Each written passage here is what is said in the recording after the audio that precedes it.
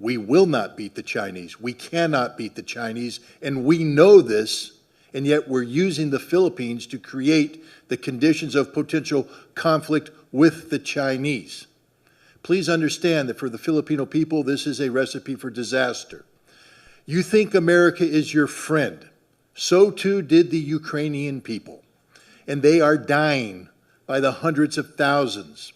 Friends don't let friends die in those quantities.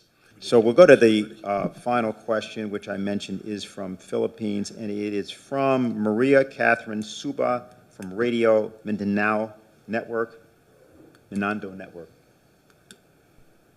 Yes, good afternoon, everyone. It's already 2:57 a.m. here in the Philippines. I am Maria Catherine Suba, a freelance broadcaster. I am a co-host of late Butch Valdez with Itos Valdez in Radio Mindanao Network DZXL, ang ating Katipunan show. My question goes to Mr. Scott Ritter. As a former UN weapons inspector and U.S. Marine intelligence officer, and actually to anyone else who wants to answer, a proxy war is being orchestrated in this part of the world, our country, the Philippines.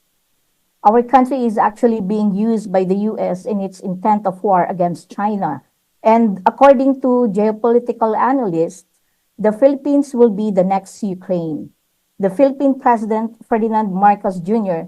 has allowed additional 9 EDCA sites, or more appropriately, 9 U.S. military bases all over the country. The armed forces of the Philippines seem to be following orders from their U.S. counterpart. Drumbeats of war is being heard almost every day. Xenophobia is being propagated on mainstream media. Almost every week, there's an incident of Chinese Coast Guard that water cannons a Philippine vessel at the South China Sea. Do you think a false flag operation can happen here as tensions are getting worse? What do you propose for this to stop? Thank you. Well, thank you very much for the question. Just so you know, I have a little bit of background in the Philippines. In 1986, I was deployed there as a platoon commander to reinforce the Subic garrison after the fall of the Marcos regime. There was concern about the New People's Army, so I have a warm spot in my heart for the Philippines. Let's build upon what Colonel Wilkerson had said earlier. The United States is incapable of fighting a sustained conflict against a peer-level force. The United States cannot fight and engage China and win. We will not beat the Chinese. We cannot beat the Chinese, and we know this, and yet we're using the Philippines to create the conditions of potential conflict with the Chinese. Please understand that for the Filipino people, this is a recipe for disaster. You think America is your friend. So too did the Ukrainian people, and they are dying by the hundreds of thousands. Friends don't let friends die in those quantities.